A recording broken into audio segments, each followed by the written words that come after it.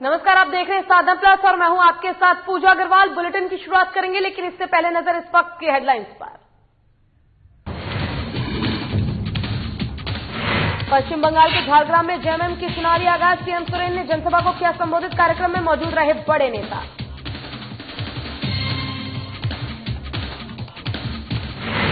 पचास साल के रिटायरमेंट मामले पर हम प्रवक्ता डॉक्टर दानिश रिजवान का बयान। कहा, विपक्ष फैला रहा है भ्रम। सूबे में निकल रही है वैक्सीन, तेजस्वी यादव भी करे आवेदन।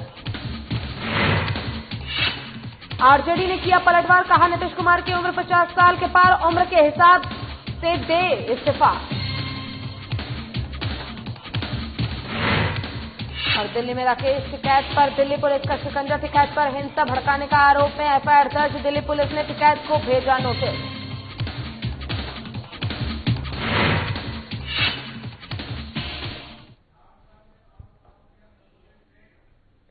चलिए बुलेटिन की शुरुआत करेंगे इस वक्त की बड़ी खबर से। आपको बता दें कि मुख्यमंत्री हेमंत सोरेन ने झारग्राम में आमसभा को संबोधित किया है। झारखंड मुक्ति मोर्चा आदिवासी, मूलवासी, दलित, अल्पसंख्यक आवाज है, ऐसा मुख्यमंत्री हेमंत सोरेन ने कहा है। ये क्षेत्र बृहद झारखंड का एक हिस्सा है। बंगाल, बिहार, उड़ीसा इसका बड़ा क्षेत्र बृहद झारखंड का एक हिस्सा है, पर योजनाबद्ध तरीके से ये क्षेत्र झारखंड से अलग किए गए हैं। बंगाल के आदिवासी मूलवासियों को उनका अधिकार नहीं मिल पाया है, ऐसा भी मुख्यमंत्री हेमंत सोरेन ने आमसभा को संबोधित करते हुए कहा। आदरणीय गुरुजी का सपना है बृहद झारखंड का क्षेत्र झारखंड में शामिल हो। आपको बता दें कि बंगाल चुनाव को लेकर आज मुख्यमंत्री हेमंत सोरेन बंगाल के झारग्राम पहुंचे हैं, जहां पर उन्होंने आम सभा को संबोधित किया और अपने संबोधन में उन्होंने ये तमाम बातें कही हैं। मुख्यमंत्री हेमंत सोरेन ने कहा कि झारखंड मुक्ति मोर्चा आदिवासी, मूलवासी, दलित, अल्पसंख्यक आवाज है बंगाल की, और ऐसे में क्षेत्र के बृहद झारखंड का ये एक हिस्सा है। बंगाल, बिहार, उड़ीसा इसका एक बड़ा क्षेत्र बृहद झारखंड का एक हिस्सा है, पर योजनाबद्ध तरीके से यह क्षेत्र झारखंड से अलग कर दिए गए हैं। बंगाल के आदिवासी मूलवासियों को उनका अधिकार नहीं मिल पाया, जिसके कारण से आदरणीय गुरुजी का सपना है बृहद झारखंड का क्षेत्र झारखंड में वापस से शामिल किया जाए। चलिए शुरुआत करेंगे खबरों से। बिहार में 50 साल से अधिक उम्र वाले सरकारी कर्मचारियों से लेकर अधिकारियों को परफॉर्मेंस और व्यवहार पर अब ध्यान देना होगा। बिहार सरकार के गृह विभाग ने इसे देखने के लिए समिति बनाई दी है। इस समिति की अनुशंसा पर जून से जबरन रिटायरमेंट शुरू हो जाएगा। गृह विभाग से शुरुआत के बाद अब अन्य विभागों में भी अगले महीने समिति बनी है, और फिलहाल गृह विभाग के तहत काम करने वाले अफसरों से लेकर पुलिस के सिपाही तक के लिए आदेश आ चुके हैं। 23 जुलाई 2020 को बिहार सरकार ने इस निर्णय का संकल्प पत्र जारी किया था। अब इसे एक एक कर लागू किया जाएगा। इस पर जेडीयू नेता नीरज कुमार ने कहा है कि ये तुगलकी फरमान तब होता जब बिहार सर्विस कोड हम लोग बनाते। विपक्ष बेवजह इस मामले को तूल दे रहा है।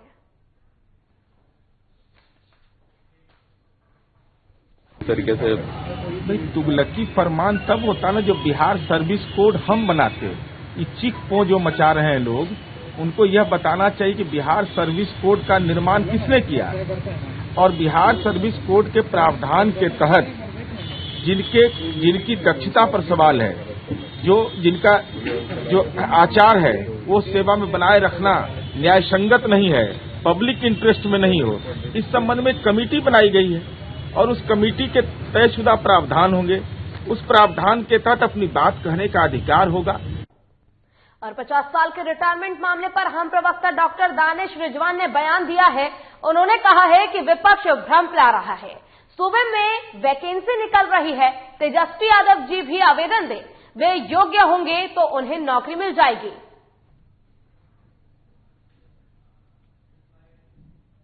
50 साल के रिटायरमेंट के इशू पर भी विपक्ष भ्रम फैलाने की कोशिश कर रहा है कि जो लोग भी 50 साल से ज्यादा नौकरी में हैं उनको निकाल दिया जाएगा।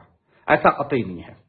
जो लोग काम नहीं करने वाले हैं, जो सिर्फ ऑफिस में आकर फक्केबाजी करते हैं, जो बीमार हैं, वैसे लोगों के लिए एक कमेटी बनाई जा रही है और कमेटी के हिसाब से तय होगा कि हम निकम्मे लोगों को नौकरी में रखेंगे या नहीं रखेंगे। इसमें कोई ऐसी बात नहीं है कि 50 साल से ज्यादा उम्र के लोग हैं तो उनको हम नौकरी से निकाल देंगे। ऐसा कुछ भी नहीं होने जा रहा है। दूसरी तरफ अपोजिशन ये भी कह रहा है कि भाई जो लोग नीतीश कुमार जी को वोट दे रहे हैं, जो लोग एनडीए को वोट देते हैं, सिर्फ उनको नौकरी दी जाएगी। ऐसा भी नहीं है। अगर अपोजिशन के लोगों को भी लगता है कि वो पॉलिटिक्स छोड़कर नौकरी बिहार सरकार में करना चाहते हैं, तो वैसे लोगों से अनुरोध है कि आप आइए, बिहार में फॉर्म भरिए। अगर आप काबिल होंगे तो आपको भी नौकरी मिलेगी।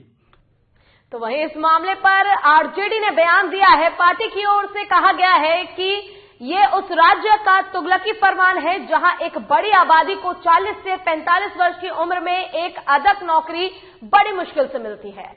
और हां, अक्षमता अगर पैमाना हो तो शासनादेश से उत्पन्न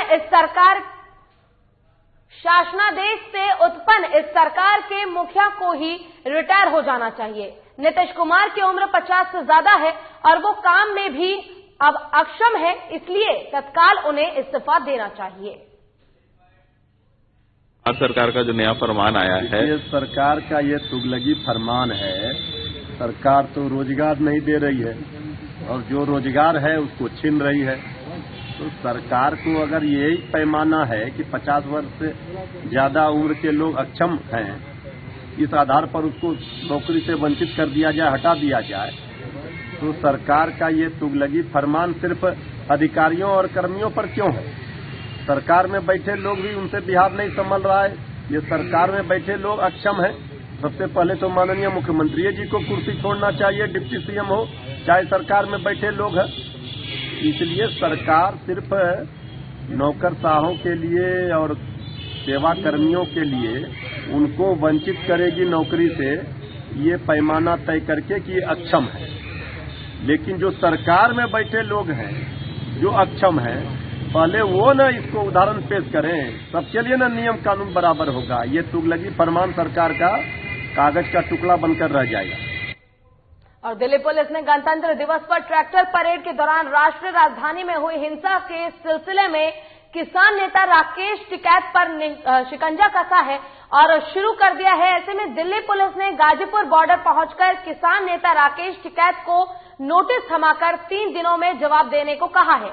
पुलिस ने भारतीय किसान यूनियन के प्रवक्ता राकेश टिकैत के टेंट के बाहर भी एक नोटिस चिपकाया है, जिसमें लिखा गया है कि आपने संगठन से संबंधित लोगों के नाम बताएं और आपको बता दें कि जिनकी भूमिका हिंसा में रही है उनको लेकर ये जानकारी उनसे मांगी गई है। नोटिस में कहा गया है कि आपके खिलाफ लीगल एक्शन क्यों नहीं लिया जाएगा। आपने ट्रैक्टर रैली को लेकर जो समझौता किया था उसे तोड़ा है। इधर ट्रैक्टर रैली हिंसा में घायल हुए पुलिस वालों पर लेकर कई सारी बातें कही गई हैं।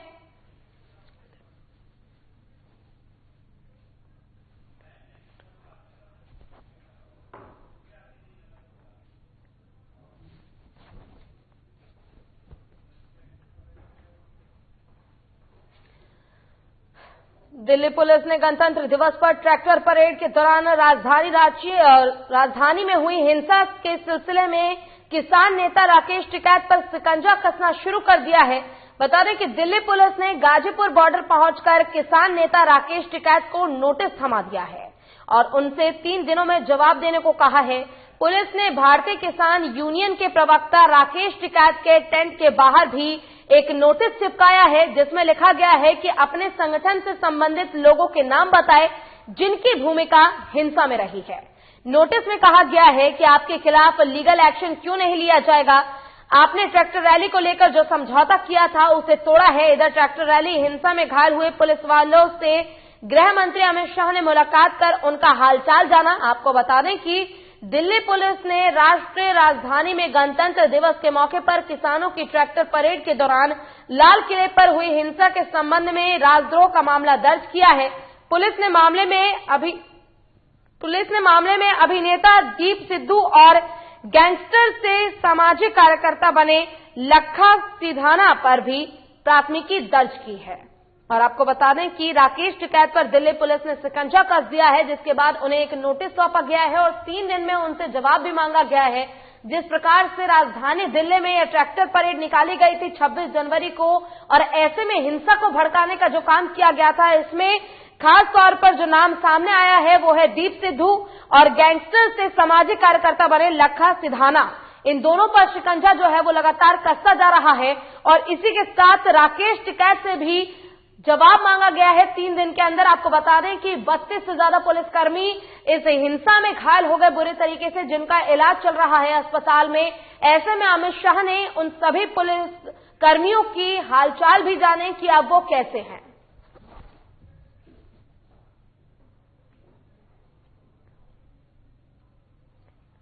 बता दें कि दिल्ली हिंसा को लेकर ये सारी चीजें की गई थी, जिसमें कि 32 पुलिसकर्मी घायल हो गए थे और उनकी सारे हालचाल के बारे में गृह मंत्री अमित शाह ने उनसे जानकारी ली है।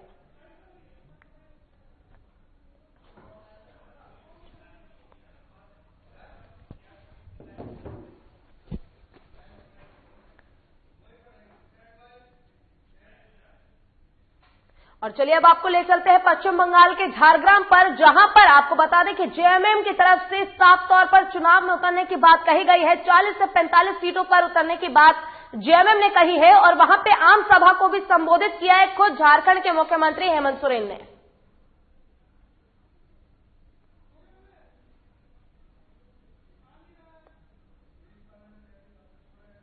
और बता दें कि झारग्राम में समय में अगर हम लोगों ने संघर्ष करना छोड़ दिया तो आज के दिन में जिस तरीके से हम लोगों के विरुद्ध नए नए कानून बन रहे हैं, उसमें गरीबों को जीना दुभर हो जाएगा। अभी 26 जनवरी का ही दिन कल ही मना है हम लोग का। आप लोगों ने देखा कि भारत देश आजाद होने के बाद आज किसानों का क्या हाल हुआ। और हम लोग कहते हैं किसान प्रधान देश है। हमारे पूर्वज लोग जय जवान और जय किसान का नारा लगाया करता था, लेकिन लगता है अब किसानों के लिए अब इस दुनिया में जगह नहीं। आज इसीलिए आज जिस तरीके से चुनाव होते हैं, जिस तरीके से चुनाव का अंजाम दिया जाता है पैसों के बदौलत, धन बल के बदौलत,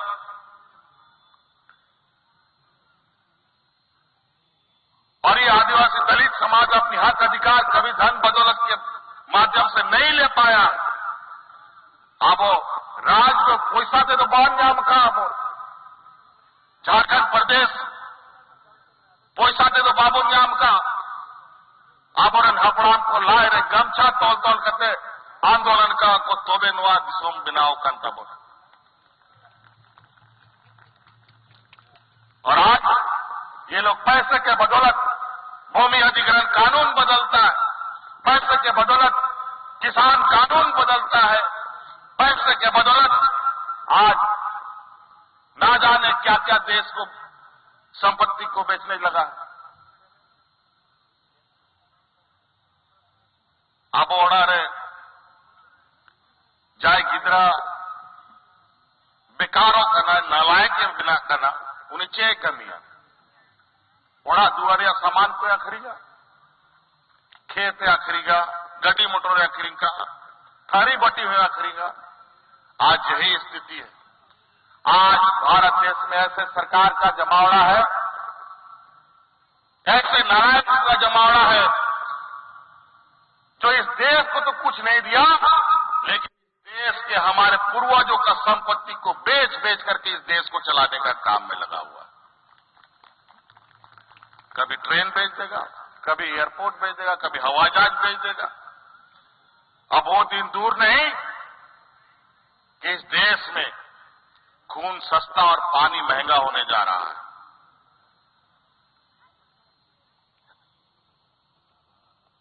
और आज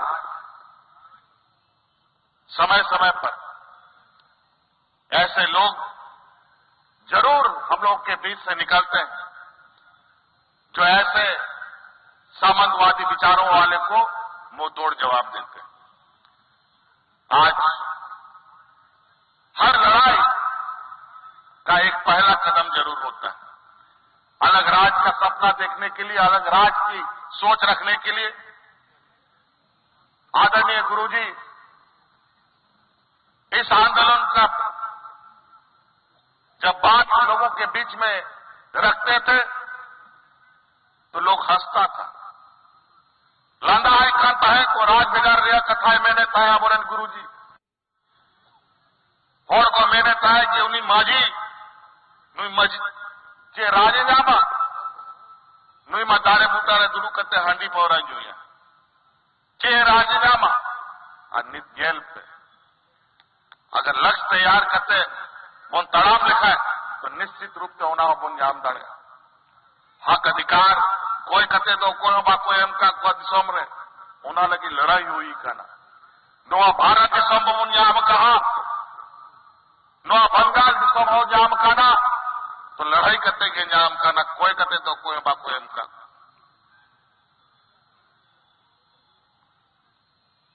तो आज बहुत सारी बातें हैं, समय के अभाव है, हम लोग नहीं कह पा रहे, लेकिन हम लोग फिर आएंगे। ये चूंकि अब सिलसिला जारी हो गया है और अब जो हमारा ये सीमावर्ती क्षेत्र में जो हम लोगों का राजनीतिक 70 के दशक में रहा है, जो आंदोलन के सिपाही हैं इस क्षेत्र में, उन सभी सिपाहियों को फिर से जगाने का काम झारखंड मुक्ति मोर्चा करेगा और इस क्षेत्र में एक नया आंदोलन के साथ हम लोग अपनी नई तैयारी करेंगे ताकि इस क्षेत्र में रहने वाले लोग, गरीब, गुरुआ, आदिवासी, दलित, पिछड़ा अल्पसंख्यक लोगों को उसके हक अधिकार से वंचित न रहना पड़े। और आपने देखा कि आखिर कैसे मुख्यमंत्री हेमंत सोरेन ने पश्चिम बंगाल के सर्किस मैदान में पहुंचकर आम सभा को संबोधित किया। इस प्रकार उन्होंने कई सारी चीजें, तमाम बातों को जनता के सामने रखा और उन्होंने जल्द ही चुनाव लड़ने का ऐलान भी इस दौरान किया है। और इसी के साथ खबरों में बढ़ेंगे आगे। आज रिम्स अस्पताल में 50वीं शासी परिषद की बैठक का आयोजन किया गया, जिसमें स्वास्थ्य मंत्री बन्ना गुप्ता भी मौजूद थे।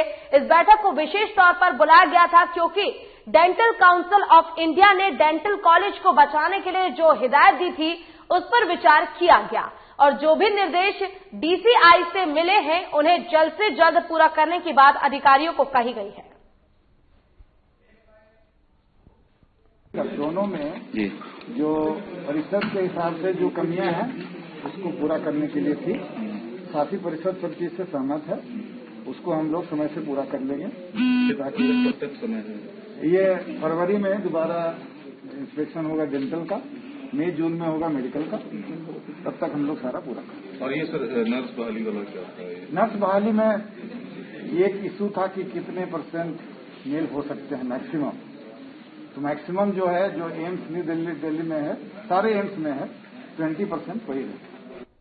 और जमशेदपुर में बीजेपी अनुसूचित जनजाति मोर्चा के ब्लॉक मुख्यालय के गेट के सामने 1 दिवसीय धरना दिया गया, जिसमें जेएमएम सरकार की विफलता के बारे में जमकर नारेबाजी की गई। वहीं मोर्चा के जिला अध्यक्ष बीनानंद सीरकार ने कहा कि वर्तमान सरकार हर मामले पर विफल है। आए दिन दुष्कर्म और हत्या की दिन दहाड़े घटनाएं जो है वो सामने आती रहती है। सरकार अपराध पर रोक लगाने में बिल्कुल विफल है। जनसाधारण की समस्या को राज्य सरकार के आगे इंगित करना चाहूंगी कि वो जो अपने अधिपत्य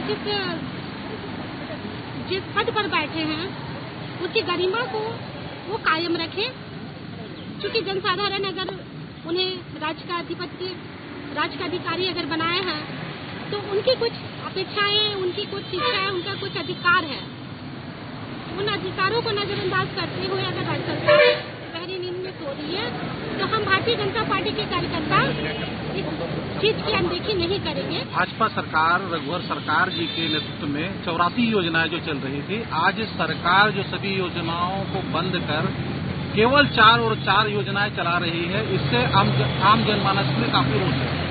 क्योंकि बहुत सारी योजनाओं में सुकन्या योजना, आपका पंचायती राज्य में जो इलेक्शन होना है ये नहीं हो रहा है, और उसके बाद में बहुत सारे जनधन योजना, वृद्धा पेंशन योजना, इन सारी योजनाओं को देखते हुए हम ये सरकार से ये मांग करते हैं कि आप कब शुरू करेंगे हेमंत सरकार? भारतीय जनता पार्टी झारखंड प्रदेश के द्वारा निर्देशित कार्यक्रम के तहत जमशेदपुर प्रखंड के परिसर में हम लोग बैठे हैं हेमंत सरकार की विफलता के खिलाफ। बहुत आशा और उम्मीदों के साथ झारखंड की जनता ने हेमंत सोरेन की सरकार बनाई थी, परंतु मैं आपके माध्यम से बताना चाहूंगा, धरना प्रदर्शन के माध्यम से बताना चाहूंगा कि हेमंत सोरेन सरकार सभी मामले में फेल है और हेमंत सरकार को नैतिकता के आधार पर 1 मिनट भी सत्ता में बने रहने का अधिकार नहीं है, क्योंकि उन्होंने जब से सरकार संभाला है तब से वृद्धा पेंशन पूरी तरह से 4-5 माह से बंद है। और सहरसा में 70 कटैया के एसडीएम इंटर कॉलेज में शहीद Kundan Yadav memorial cricket tournament का आयोजन किया गया। इस क्रिकेट टूर्नामेंट में जिले के अलग अलग इलाकों के खिलाड़ी भाग लेने पहुंचे थे, जिसका उद्घाटन आरजेडी नेता डॉक्टर गौतम कृष्ण और शहीद कुंदन के पिता निमेंद्र यादव ने फीता काटकर किया। इस मौके पर आरजेडी नेता गौतम कृष्ण ने कहा कि शहीद के नाम पर इस तरह का आयोजन हम लोगों के लिए गर्व की बात है। हम आयोजक को धन्यवाद देते हैं कि शहीद के नाम पर क्रिकेट टूर्नामेंट का आयोजन कर शहीद के नाम को अमर रखने का प्रयास किया जा रहा है। शहीद Kundan Yadav memorial tournament cricket tournament उद्घाटन आए हुए हैं और हम इस उद्घाटन समारोह के माध्यम से और आपके चैनल के माध्यम से हम सभी खिलाड़ियों को और देश प्रेमियों को यह संदेश देना चाहेंगे कि देश पे अपनी शहादत करने वाले शहीद कुंदन की याद में उनकी वीरता को नमन करते हुए और खिलाड़ियों के बीच उत्साह और खेल प्रेम की भावना को बढ़ाने के लिए यह आयोजन किया गया है। इसके लिए सभी आरण बिशनपुर के सभी और युवाओं को हम दिल से धन्यवाद देते हैं। और पश्चिम बंगाल के झारग्राम में पहुंचे कैबिनेट मंत्री चंपाई सोरेन से खास बातचीत की है हमारे संवाददाता नवीन शर्मा ने। चलिए आपको दिखाते हैं क्या कुछ कहा उन्होंने इस दौरान।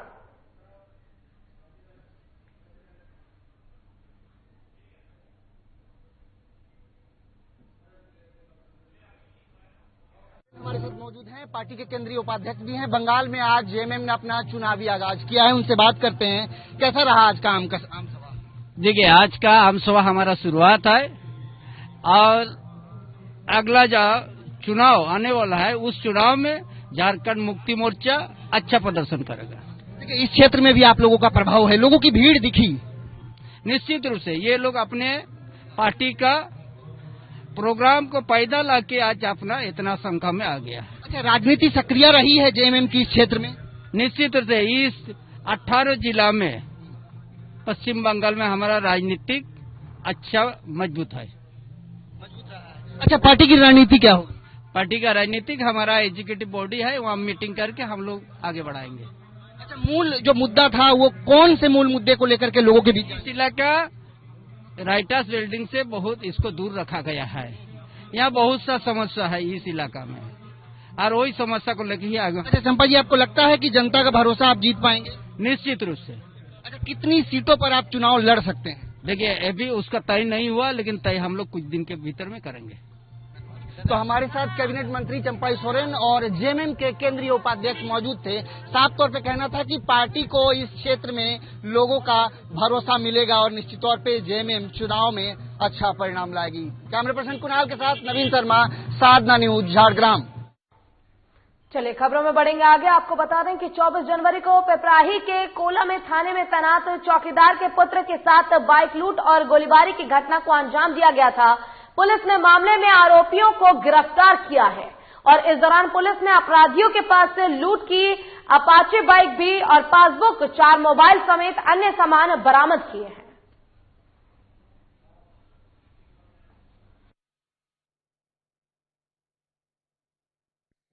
सभी लोग को इसमें सम्मिलित किया गया और उसी दिन लगभग 4-5 घंटे के अंदर ही इस कांड का उद्भेदन कर लिया गया और उसके बाद हम लोगों ने विधिवत छापामारी कर इसमें 2 अभियुक्त को पकड़ा गया, जिसमें एक अभियुक्त का नाम कृष्णकांत सिंह और कन्हई सिंह सिरसिया का रहने वाला जो तरियानी छपरा अंतर्गत है। दूसरा आलोक सिंह और कल्लू तरियानी छपरा के भी रहने वाले हैं। ये दोनों को गिरफ्तार किया गया। इससे लूटी हुई मोटरसाइकिल, उसका आधार कार्ड, जो गाड़ी जो छीना गया था, चेकबुक इत्यादि सभी को बरामद किया गया है। और सीतामढ़ी के बंद पड़े रीगा चीनी मिल को शुरू करने की मांग को लेकर अब चीनी मिल के वर्कर्स ने आंदोलन का रास्ता अपना लिया है। चीनी मिल के गेट पर आज सैकड़ों की तादाद में चीनी मिल के कर्मियों और किसानों ने धरना प्रदर्शन किया और मिल प्रबंधक के खिलाफ नारेबाजी भी की गई है। इस दौरान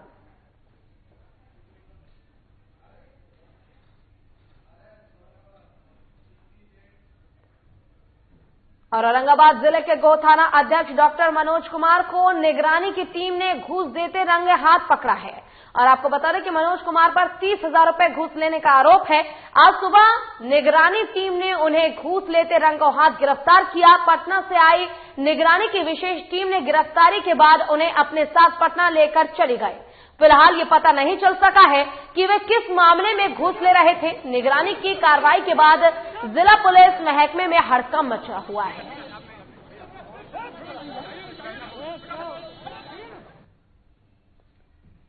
और बाढ़ असम गोला में अंचलाधिकारी कार्यालय में जमीनी विवाद के निपटारे में तेजी लाने के लिए दाखिल खारिज शिविर का आयोजन किया गया, जिसमें ऑनलाइन आवेदन पर त्वरित कार्रवाई की। तो वहीं अंचलाधिकारी पंकज कुमार ने कई मामलों का निपटारा भी किया। साथ ही कुछ उलझे हुए मामलों पर शिकायतकर्ताओं को उचित सलाह और मशवरा भी अंचलाधिकारियों को दिया गया।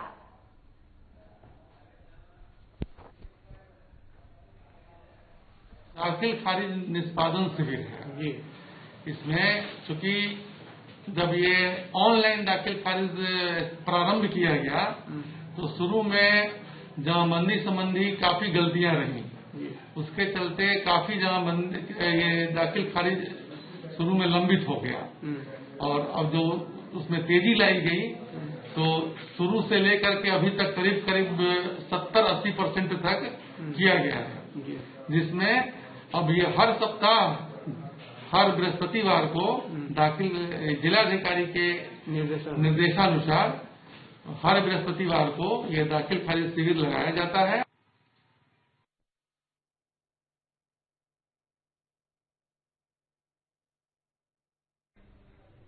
और इसी के साथ फिलहाल के लिए इस बुलेटिन में बस इतना ही। खबरों का सिलसिला लगातार आगे भी जारी है। आप देखते रहिए साधना प्लस। नमस्कार।